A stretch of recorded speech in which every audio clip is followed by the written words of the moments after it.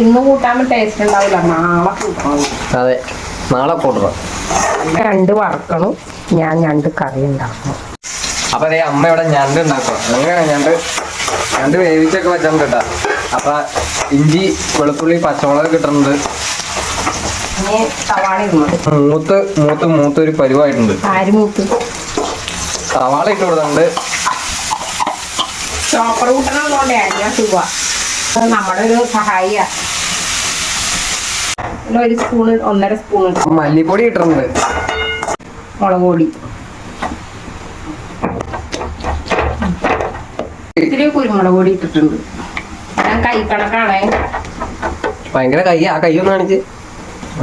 ഈ കൈ. തക്കാളി ഇട്ട് കൊടുക്കാം കേട്ടാ. 1.5 തക്കാളി ഞണ്ട് ഇട്ട് കൊടുക്കാം. ഉപ്പും മഞ്ഞപ്പൊടി, ഒരു കഷ്ണം പുളിയും കൂടി ഇട്ടിട്ടേ വേവിച്ചതാ.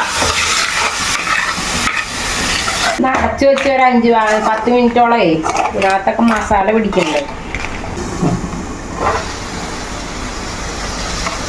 അപ്പൊ നമ്മുടെ ഞണ്ട് അങ്ങനെ റെഡി ആയിട്ടുണ്ട്.